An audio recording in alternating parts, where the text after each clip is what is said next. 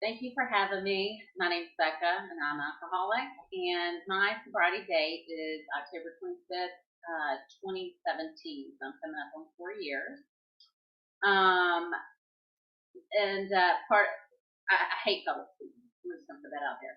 And that was probably one of my biggest fears in college. I actually used to have a couple beers before I did my speech. So that's crazy that I'm but that's part of your program. That's what I learned at Pavillon is that willingness to do whatever it takes to keep you sober, and part of that service work, and giving back to what was really given me. People did it for me.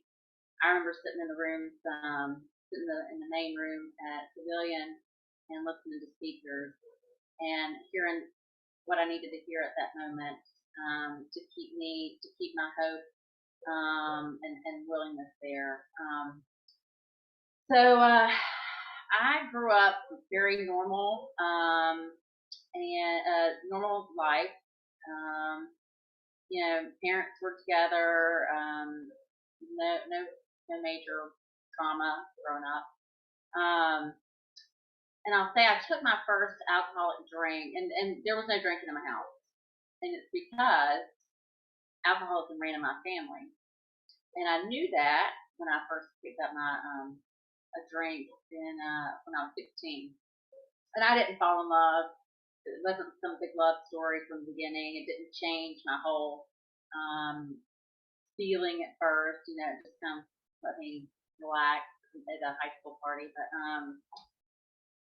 it wasn't until really I was in my 30s that alcohol really took hold of me. I could manage, like in my 20s. I knew I had a problem. I knew it was a problem because I just, there's certain things you would hear. Do you drink alone? Do you do this, do that? And I was like, yeah, but I kind of talk myself out of it, justify it. But I've had a really rough day, and if anybody ever asked, how do you know you were an alcoholic? Well, actually, I didn't know I was an alcoholic. I just knew I had a problem. It was when there's like a line you cross, and I kept crossing lines that I said I'd never do, like drinking and driving. At first it was like maybe I'd have a glass of wine, I'd drive, but it kept getting easier and easier to justify. Well, I've had 2 glasses, I should be fine. And then it just got to the point where I realized I'll back up. So I had kids. I was a stay-at-home mom for a good bit, and I'd hang out with other moms, and we'd all have our wine, and it was okay. But after they left, or after we would, depart, I would continue drinking, or I'd be at home with the kids and I would drink. And I don't exactly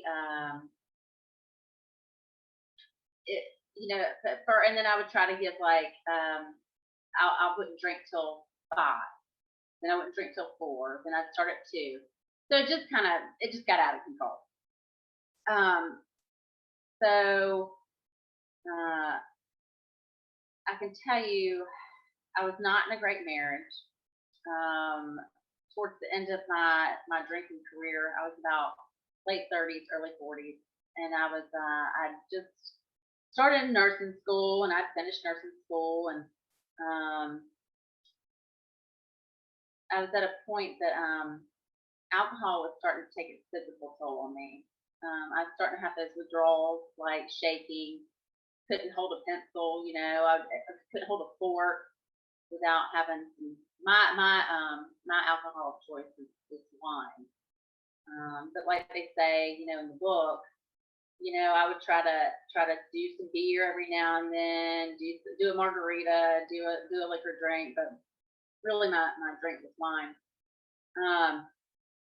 But I noticed it got to the point that wine didn't work for me anymore. Nothing worked for me anymore. I could never achieve the buzz I once could, and it was just a constant um, um, level of just, it wasn't even a buzz. It was just, if you've been there, it's just there. Um, so what used to be my best friend, alcohol, it wasn't even working for me anymore. And then I started noticing the physical stuff. I started there towards the end. I even had an alcohol seizure and ended up with a concussion. And I ended up in the emergency room. And at the time, I just started relatively new nurse, but in it long enough to have some really good friends.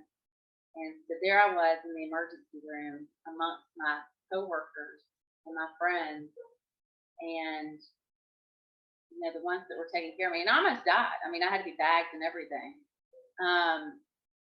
And the ones that were taking care of me knew, just and I'll tell you, if you've ever been in a trauma bay, there I was laying on a gurney, and I'd had a concussion, so I woke up, and the first thing I saw was this bright light, and I saw one of my friend's faces, and she's like, "You've had a seizure," and I was like, and I couldn't talk. I'd hit my head so bad I couldn't even talk. And but in my little alcoholic mind, the first thing I thought was, I'm caught. They caught me. I'm done. This is over. I'm out. My big jig's up. So I I thought to myself, well, God, this is the opportunity for me to get sober. But a lot of our stories include missed opportunities and to get sober.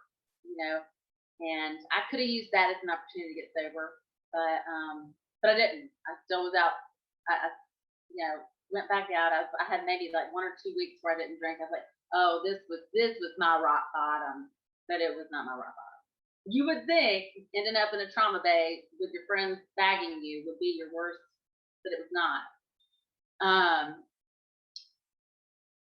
But I didn't encounter. I went on like 2 or 3 more months. So that was July, and I picked back up drinking right where I'd pretty much left off.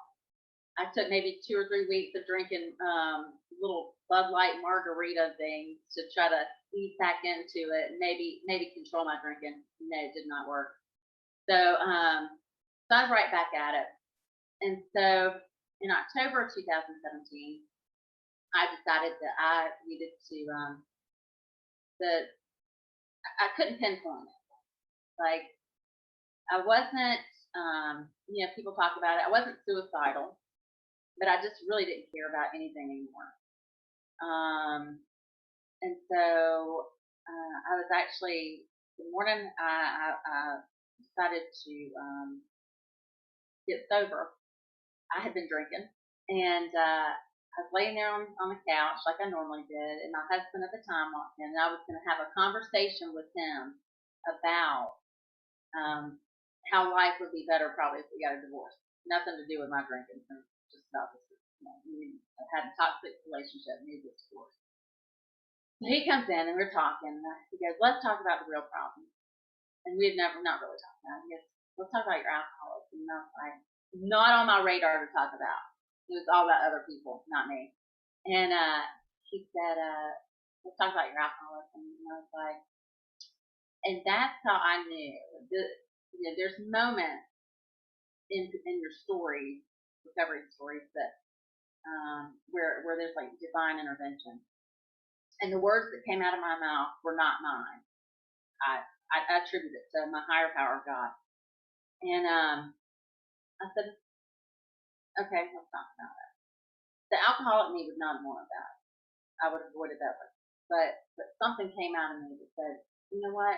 You're right. We do need to talk about that. And it's at that moment I knew that I had, it was like God just said, it's time. Let's just give this up.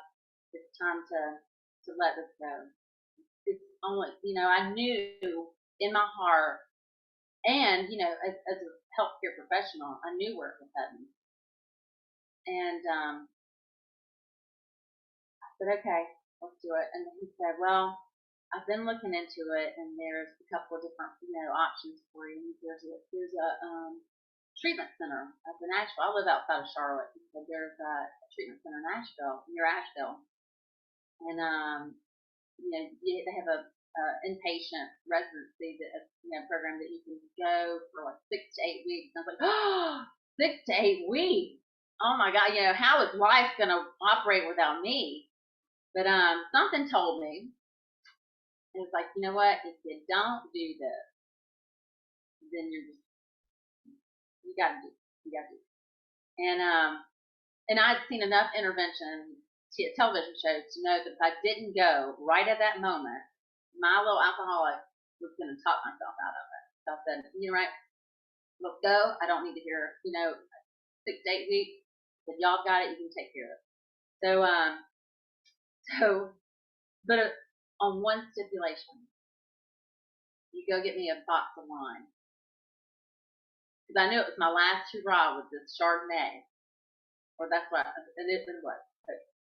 And so he went begrudgingly to buy me a box of wine. I drank it all the way there. I don't really remember the intake process. And bless his heart, I still, every time I go to Pavillon, I don't know if Ashby still works there in the nursing office, but God bless him, he tolerated me for a week in that detox. Which, by the way, I detox people for a living, so I know alcoholics are like the worst. I went up there and I didn't really know what I was getting into. I just knew I had to change, or I was going to die. And so I go in, and about a week in there, I finally got so cleared enough to go out to the general population, and I don't really. It had never occurred to me that I would be in a treatment center with other women, and because I'd isolated myself. Hindsight, when we were having to sit and reflect, our friends and our family and all this stuff, I was like, it was all peripheral. It was just me and Chardonnay. That was my relationship. It wasn't with family. It wasn't with friends. My main relationship was with alcohol. And I didn't even know myself at that point. I remember, Leslie, you talked about cake. I had not enjoyed a meal in years. I had not actually tasted food in years. It was always masked by alcohol. And so I get into the primary care, and I sober up, and I actually start having real conversation and eating real food, and like taking time to learn how to operate without alcohol. So I'll just say this too. I was pretty numb for the first couple of weeks, and I would sit and kind of look at the steps on the wall and read them, and I kept hearing trust the process, and I was like, all right, you know what? I'm just gonna trust the process, because for years all I had wanted was two things. I wanted to break that physical dependence on alcohol. One of the worst days of my life as an active alcoholic, was at Disney World. When I went to the Magic Kingdom and found out it was a dry park. And I had to go the entire day unknowing, walking into that without alcohol. And that's really sad. Even as an alcoholic, I knew that is really sad. I can't make it an entire day at what is it, the magical place or whatever, happiest place on earth. Well, no, I was miserable. I was shaking. I was pacing like a caged animal. I was ready to get out of there and get back to the hotel and have a drink. But so I went to primary care, and it was fantastic. And I got to the point where I started talking about extended care, and part of with nursing and having a license, even though the treatment voluntarily and everything like that, is that it's encouraged to participate in the extended care and to protect your license should you need that further down the road. So I started looking into the extended care, and I sat down with Margaret, and I had remembered we were going to have our talk, and I was all resistant. I was like, "Look, I've been here 6 to 8 weeks. I think I got it." And now I know that I always consider like my alcoholic me and the rational me like two different shoulders talking, and like whenever it's nonsensical, irrational stuff, it's my alcoholic, and I can identify that. So anyway, my alcoholic was like, "No, I got this. I've been here 6 to 8 weeks. Even though I've had alcoholism actively for years, this I got it. No, I didn't have it, and I knew I didn't have it. That was my thing. I knew I really didn't have it completely. I mean, because I wanted to get this the first time. I wanted to. Um, I didn't know how much recovery attempts I had in me. This was the first and only time I'd ever had 6 to 8 weeks of alcohol free life in years. But anyway, so I'm sitting there with Margaret, and I had remembered the daily reflection because I wasn't able to comprehend a whole lot of stuff. I was still pretty foggy. So daily reflections, I had to keep it really simple and focus on a simple, the daily reflection. And I remember it said that you would not, basically this, that you would not be able to enjoy holidays and vacations. You got to put basically you got to put your recovery first. Otherwise, all of this other stuff, vacations, holidays, it won't happen. And it was right there at Thanksgiving and Christmas, and I was like, no, I got to get back for the holidays. I got to get back to the holidays. And I remember that daily reflection popping in, and I looked at Margaret and I said, I think I do need to stay extended care. Again, those were not my words. I really can't. I can't take a whole lot. I think it was intervention there. And Margaret and I just looked at each other and both started tearing up because it was. She said, "Look at that. That's step 3." And I was like, "Oh wow." It's not like I intended to do anything like step work right then and there. I was like, "Oh wow. That's right. This is working." So I agreed to stay for the extended care, and so what happened after that was it was about Thanksgiving, and I noticed like some things were happening at home. I was getting kind of cold shouldered, evasive, little weird texts and phone calls, not clear answers as to what was going on at home. And anyway, so I go to extended care, and my first meeting was with Candace Champagne, and she did me such a favor because I walked in her office, and she sat me down, and first things first, she's like, "Are you ready to admit that you're an alcoholic?" And I was like, "Huh, well." And all of a sudden, it was like my life was flashing before my eyes. I was like, "Oh, this is hardcore commitment. I'm going to have to commit to this. Am I an alcoholic?" And I said, "Yes, I am." And she said, "Now, do you understand that you can never pick up another alcohol beverage again?" And I was like, "Whoa, that's commitment." Because at that point, I think there was a little inkling in my little head that I might have a chance at controlling those.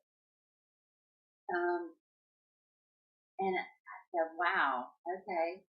Like I think I thought more about that than I did like my marriage proposal. I mean, I was like, "This is a lot of commitment," but there was such relief in saying, I said, "Yeah, okay, I can. I have to understand that that's a part of me now, that I am an alcoholic, and I can never have alcohol in my body again." If knowing this, and this is what I have continued, that little conversation stays in my head all the time. is that, and that's an acceptance thing for me, that yes, I'm an alcoholic and I can never have alcohol in my life. Yeah. But thank goodness she did that, because as an alcoholic, I look for gray areas, loopholes, whatever. So I was like, okay, so I committed to that, and I said, okay, I got that. And so after that, I started doing the extended care, lived in the house with the other women, great, a lot of fellowship, and a lot of learning different concepts I had not used in my probably my whole life. Gratitude. I had not even really even thought about the word gratitude in years. And now I'm starting to understand gratitude and making lists and how to be humble and appreciative. And, I started, that opened my eyes to a lot of things and changed my perspective. We would go to meetings and instead of, being, we go to these outside meetings and people would say, wow, y'all are from a treatment center. I wish I would have had the chance to do that. And I was like, wow, look at that. Right before my eyes, God's holding that up to me and saying, don't squander this chance.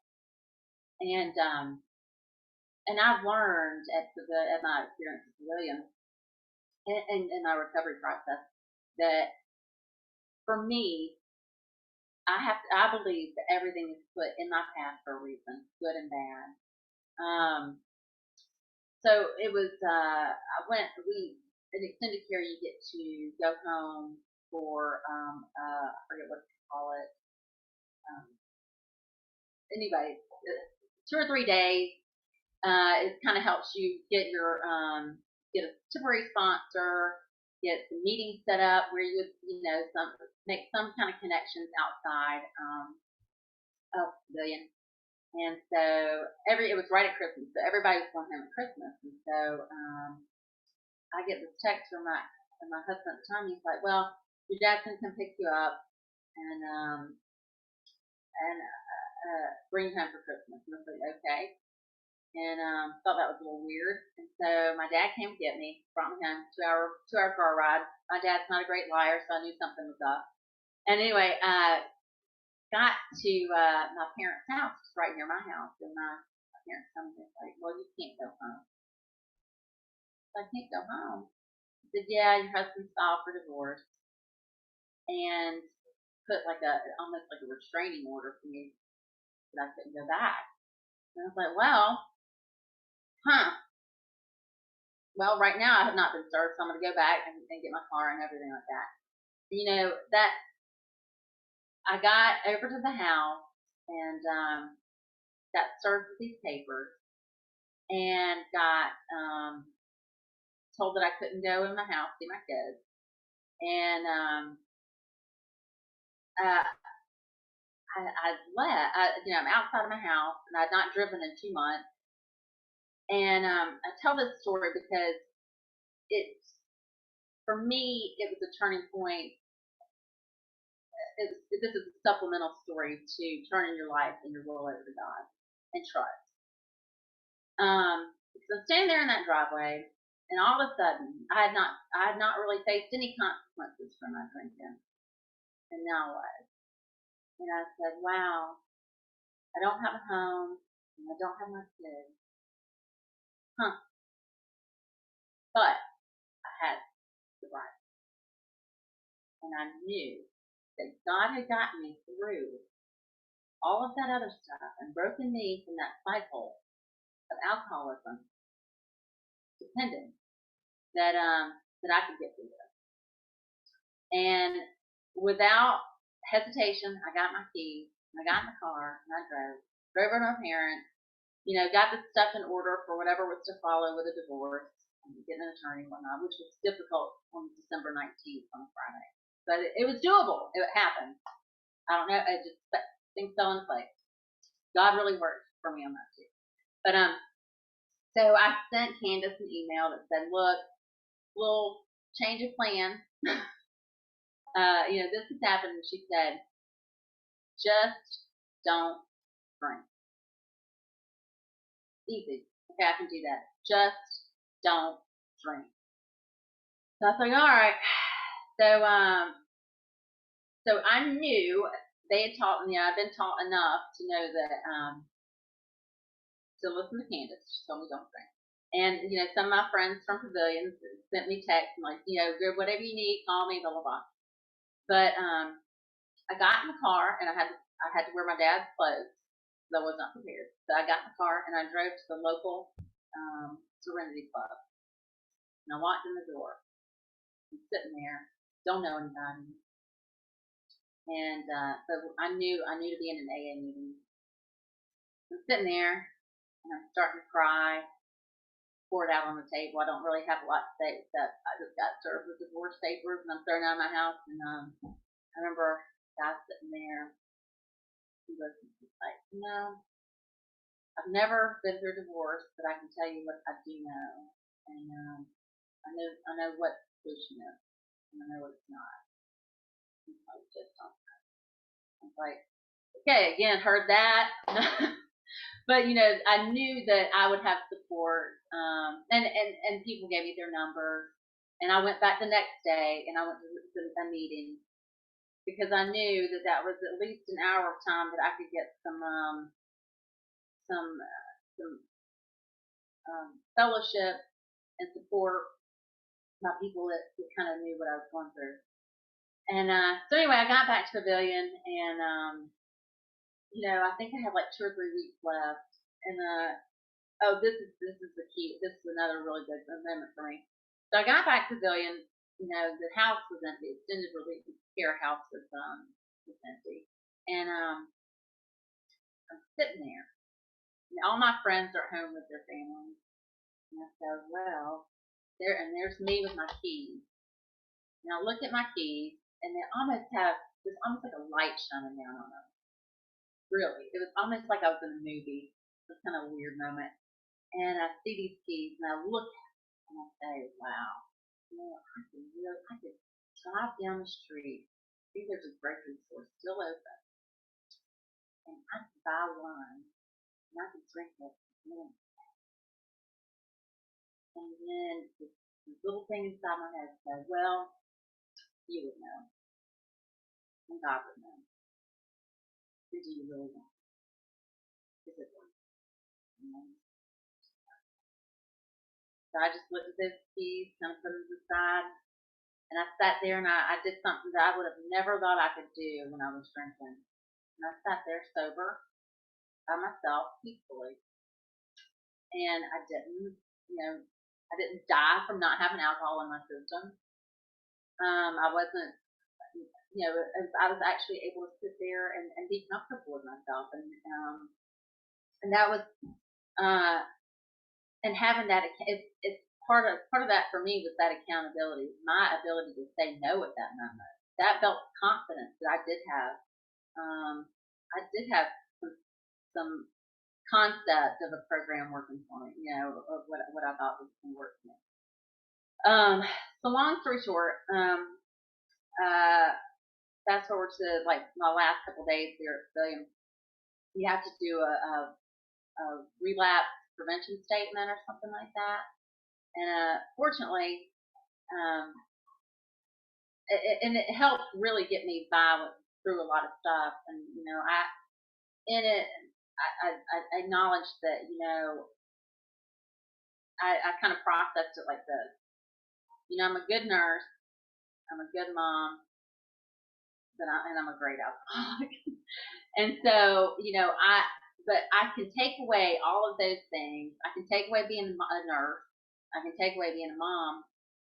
Don't want to do either one of those. I cannot take away the fact that I'm an alcoholic. And so I can use this to better my life and to use it. One of my good friends in the program says the best things about him today are the fact that he is recovering because it does change the perspective.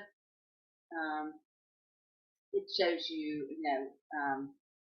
your perspective, gratitude, attitude change, problem solving. I learned at Pavillon how to respond rather than react, which proves helpful in like all aspects of my life. So I got home and I've been practicing the program ever since. I do encourage everyone. Everybody have different pathways of staying sober and whatnot, but I highly recommend following these suggestions that Pavillon puts there for you. They do their research, and the meetings 90 and 90 or whatever you're encouraged to do.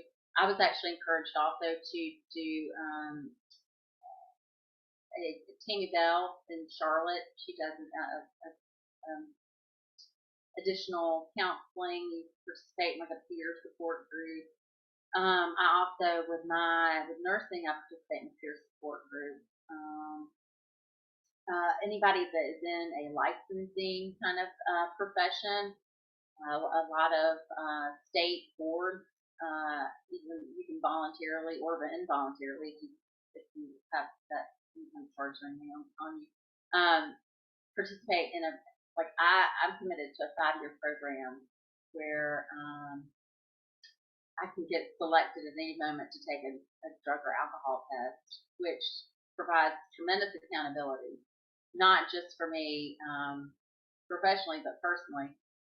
So when I got home, I actually went to court. I had a year by that point of sobriety, accountable sobriety, and at, you know, having people to talk to and having a support system like no other. It got me through really a vulnerable time. Trying to think. Uh, long, so into the story is that those promises that you see or they're read in the meeting or posted on the wall. It didn't really mean a whole lot to me at the time. About a couple months into it, I was like, these promises, I'm gonna look into this. This sounds pretty good. And I would say that every word of that comes true if you're willing to do the work. It amazes me that just giving your will and your life over to the care of your higher power and trusting this process can relieve fears, anxiety. You can deal with the world when a lot of the, I've been able to, I'm a nurse, I work on the COVID unit. A lot of stuff I've dealing with up there, and this program's helped me get through a lot of it. A lot of my coworkers like, "Woo, I'm gonna need to drink after this," and I'm like, not me. So, you actually process stuff, and like I said, I would not trade, a day of sobriety. It's incredible.